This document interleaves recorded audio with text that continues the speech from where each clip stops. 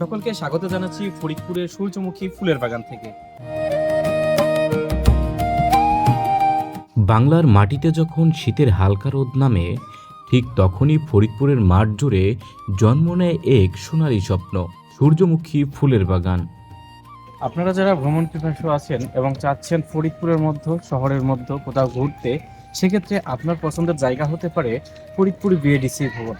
আপনারা সকলে আপনার প্রিয়জন বা পরিবার নিয়ে চলে আসতে পারেন ফরিদপুর বিএডিসি ভবনে। ফরিদপুর জেলার বিস্তীর্ণ কৃষিজমিতে শীত মৌসুম এলেই সূর্যের দিকে মুখ তুলে দাঁড়িয়ে থাকে হাজারো সূর্যমুখী, যেন প্রকৃতি নিজেই আঁকছে এক জীবন্ত ক্যানভাস। সূর্যমুখী শুধু একটি ফুল নয়, এটি আশা, শক্তি আর জীবনের প্রতীক। সূর্যের আলোকে অনুসরণ করেই এ ফুলের বেড়ে ওঠা, যেমন মানুষ অনুসরণ করে স্বপ্নকে।